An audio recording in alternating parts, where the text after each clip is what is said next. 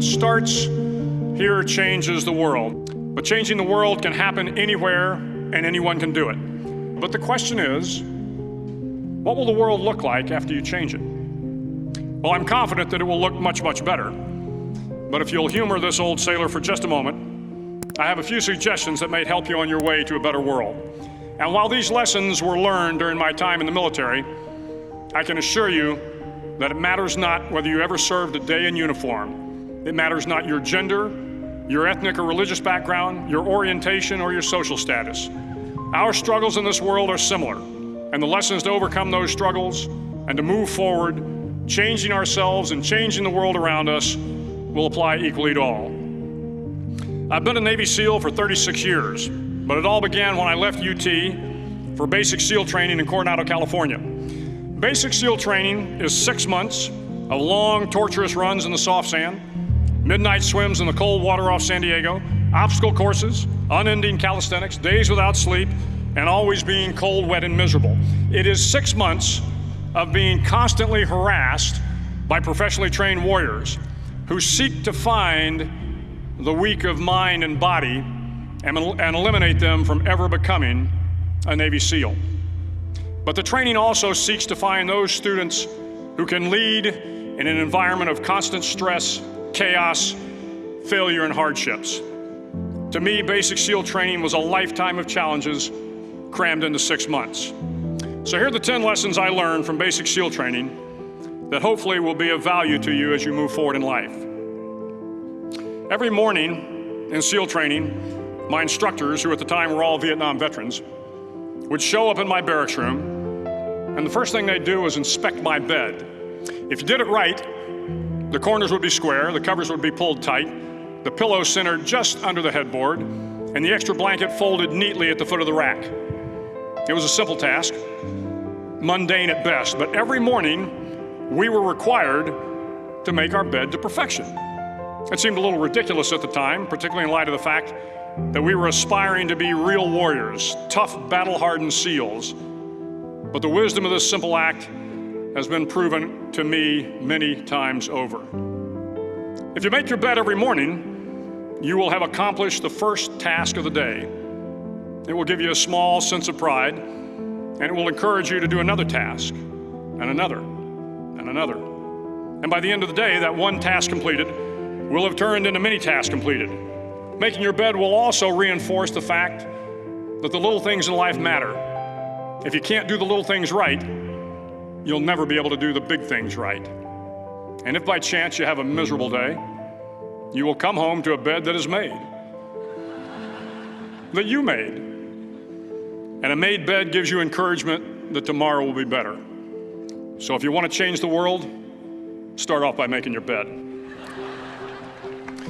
During SEAL training, the students are all broken down into boat crews. Each crew is 7 students, 3 on each side of a small rubber boat, and 1 coxswain to help guide the dinghy. Every day your boat crew forms up on the beach and is instructed to get through the surf zone and paddle several miles down the coast. In the winter, the surf off San Diego can get to be 8 to 10 feet high, and it is exceedingly difficult to paddle through the plunging surf unless everyone digs in. Every paddle must be synchronized to the stroke count of the coxswain. Everyone must exert equal effort, or the boat will turn against the wave and be unceremoniously dumped back on the beach. For the boat to make it to its destination, everyone must paddle. You can't change the world alone. You will need some help. And to truly get from your starting point to your destination takes friends, colleagues, the goodwill of strangers, and a strong coxswain to guide you. If you want to change the world, find someone to help you paddle. Over a few weeks of difficult training, my SEAL class, which started with 150 men, was down to just 42. There were now 6 boat crews of 7 men each. I was in the boat with the tall guys, but the best boat crew we had was made up of the little guys, the Munchkin crew, we called them. No one was over 5'5". The Munchkin boat crew had 1 American Indian, 1 African American, 1 Polish American, 1 Greek American, 1 Italian American, and 2 tough kids from the Midwest. They out-paddled, outran, and outswam all the other boat crews. The big men in the other boat crews would always make good-natured fun of the tiny little flippers the Munchkins put on their tiny little feet prior to every swim. But somehow these little guys from every corner of the nation and the world always had the last laugh, swimming faster than everyone and reaching the shore long before the rest of us. SEAL training was a great equalizer. Nothing mattered but your will to succeed, not your color, not your ethnic background, not your education, not your social status. If you want to change the world, measure a person by the size of their heart, not by the size of their flippers. Several times a week, the instructors would line up the class and do a uniform inspection. It was exceptionally thorough. Your hat had to be perfectly starched, your uniform immaculately pressed, your belt buckle shiny and void of any smudges. But it seemed that no matter how much effort you put into starching your hat or pressing your uniform or polishing your belt buckle, it just wasn't good enough. The instructors would find something wrong. For failing the uniform inspection, the student had to run, fully clothed, into the surf zone, then wet from head to toe, roll around on the beach until every part of your body was covered with sand. The effect was known as a sugar cookie. You stayed in the uniform the rest of the day, cold, wet, and sandy. There were many a student who just couldn't accept the fact that all their efforts were in vain, that no matter how hard they tried to get the uniform right, it went unappreciated. Those students didn't make it through training. Those students didn't understand the purpose of the drill. You were never going to succeed. You were never going to have a perfect uniform. The instructors weren't going to allow it. Sometimes, no matter how well you prepare or how well you perform, you still end up as a sugar cookie. It's just the way life is sometimes. If you want to change the world, get over being a sugar cookie and keep moving forward. Every day during training, you were challenged with multiple physical events: long runs, long swims, obstacle courses, hours of calisthenics, something designed to test your mettle. Every event had standards, times you had to meet. If you failed to meet those times, those standards, your name was posted on a list, and at the end of the day, those on the list were invited to a circus. A circus was 2 hours of additional calisthenics, designed to wear you down, to break your spirit, to force you to quit. No one wanted a circus. A circus meant that for that day, you didn't measure up. A circus meant more fatigue, and more fatigue meant that the following day would be more difficult and more circuses were likely. But at some time during SEAL training, everyone made the circus list. But an interesting thing happened to those who were constantly on the list. Over time, those students who did 2 hours of extra calisthenics got stronger and stronger. The pain of the circuses built inner strength and physical resiliency. Life is filled with circuses. You will fail. You will likely fail often. It will be painful. It will be discouraging. At times, it will test you to your very core. But if you want to change the world, don't be afraid of the circuses. At least twice a week, the trainees were required to run the obstacle course. The obstacle course contained 25 obstacles, including a 10-foot wall, a 30-foot cargo net, a barbed wire crawl, to name a few. But the most challenging obstacle was the slide for life. It had a 3-level, 30-foot tower at one end and a 1-level tower at the other. In between was a 200-foot long rope. You had to climb the 3-tiered tower, and once at the top, you grabbed the rope, swung underneath the rope, and pulled yourself hand over hand until you got to the other end. The record for the obstacle course had stood for years when my class began in 1977. The record seemed unbeatable until one day a student decided to go down the slide for life head first. Instead of swinging his body underneath the rope and inching his way down, he bravely mounted the top of the rope and thrust himself forward. It was a dangerous move, seemingly foolish and fraught with risk. Failure could mean injury and being dropped from the course. Without hesitation, the student slid down the rope perilously fast. Instead of several minutes, it only took him half that time. And by the end of the course, he had broken the record. If you want to change the world, sometimes you have to slide down the obstacles head first. During the land warfare phase of training, The students are flown out to San Clemente Island, which lies off the coast of San Diego. The waters off San Clemente are a breeding ground for the great white sharks. To pass SEAL training, there are a series of long swims that must be completed. One is the night swim. Before the swim, the instructors joyfully brief the students on all the species of sharks that inhabit the waters off San Clemente.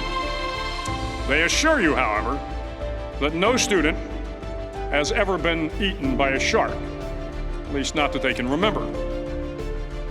But you are also taught that if a shark begins to circle your position, stand your ground. Do not swim away. Do not act afraid. And if the shark, hungry for a midnight snack, darts towards you, then summons up all your strength and punch him in the snout, and he will turn and swim away. There are a lot of sharks in the world. If you hope to complete the swim, you will have to deal with them. So if you want to change the world, don't back down from the sharks. As Navy SEALs, one of our jobs is to conduct underwater attacks against enemy shipping. We practice this technique extensively during training. The ship attack mission is where a pair of SEAL divers is dropped off outside an enemy harbor and then swims well over 2 miles underwater, using nothing but a depth gauge and a compass to get to the target. During the entire swim, even well below the surface, there is some light that comes through. It is comforting to know that there is open water above you. But as you approach the ship, which is tied to a pier, the light begins to fade. The steel structure of the ship blocks the moonlight. It blocks the surrounding street lamps. It blocks all ambient light. To be successful in your mission, you have to swim under the ship and find the keel, the center line, and the deepest part of the ship. This is your objective. But the keel is also the darkest part of the ship, where you cannot see your hand in front of your face, where the noise from the ship's machinery is deafening, and where it gets to be easily disoriented, and you can fail. Every SEAL knows that under the keel, at that darkest moment of the mission, is a time when you need to be calm, when you must be calm, when you must be composed, when all your tactical skills, your physical power, and your inner strength must be brought to bear. If you want to change the world, you must be your very best in the darkest moments. The 9th week of training is referred to as Hell Week. It is 6 days of no sleep, constant physical and mental harassment, and one special day at the Mud Flats. The Mud Flats are an area between San Diego and Tijuana where the water runs off and creates the Tijuana Sloughs, a swampy patch of terrain where the mud will engulf you. It is on Wednesday of Hell Week that you paddle down to the Mud Flats and spend the next 15 hours trying to survive this freezing cold, the howling wind, and the incessant pressure to quit from the instructors.